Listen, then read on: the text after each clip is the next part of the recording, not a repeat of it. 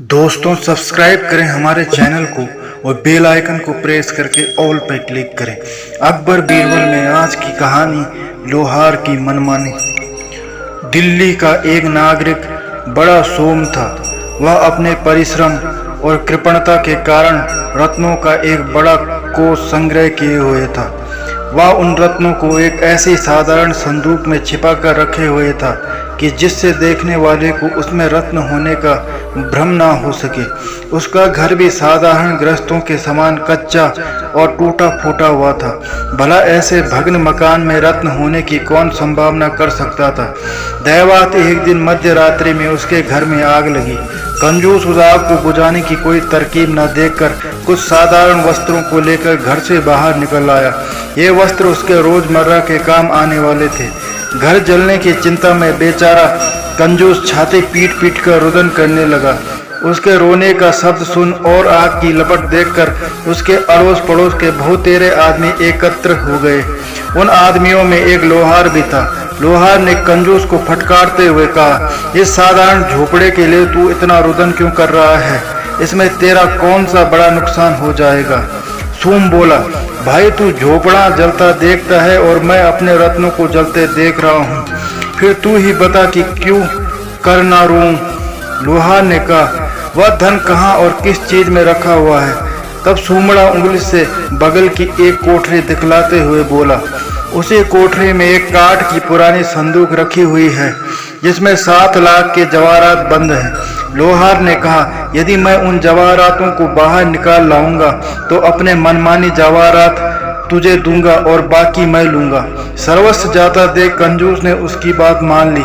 लोहार अग्नि से बचने की तरकीब जानता था, इसलिए उस जलती हुई आग में साहस कर कूद पड़ा और कोठरी में पहुंचकर उस संदूक को बाहर निकाल लाया। इस प्रकार पिटारी को अपनी बगल में रखकर अग्निकांड देखने लगा।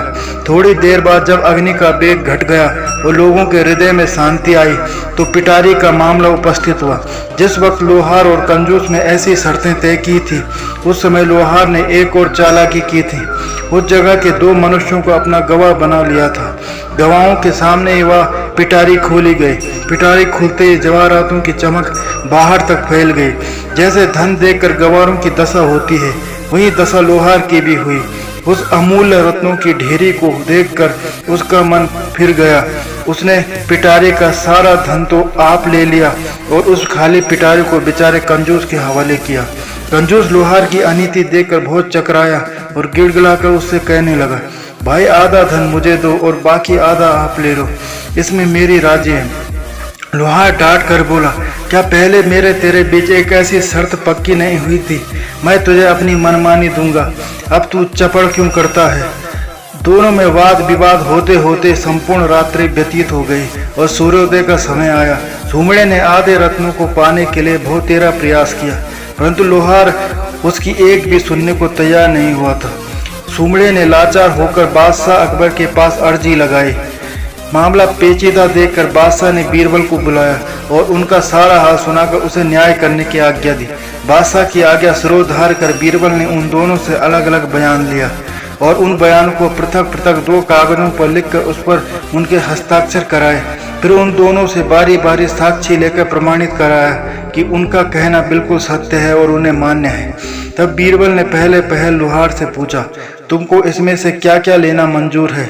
लोहार बोला, मेरी इच्छा जवाहरात लेने की है। बीरबल ने तुरंत निर्णय कर लिया, तू जवाहरात इस कंजूस को दे दे और स्वयं खाली पिटारी ले ले। यह निर्णय सुनकर लोहार ने शर्मनामे की तरफ इशारा किया। बीरबल बोला, तू पहले ही अपनी शर्तों में लिख चुका है कि मैं अपनी मनमानी दूंगा, तो तेरे मन में जवाहरात लेने का है, अतएव तेरी जबान से ही निर्णय हो गया। अब जवाहरातों को इसे देकर आप खाली पिटारी लेकर चला जा। इस प्रकार लोहार के हाथ खाली पिटारी लगी और कंजूस सानंद जवाहरातों को लेकर घर लौटा। लोहार की मनमानी उसे ही महंगी पड़ गई। तो दोस्तों ये थी आज की कहानी।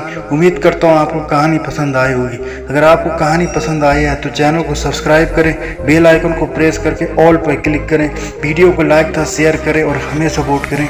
धन्यवाद।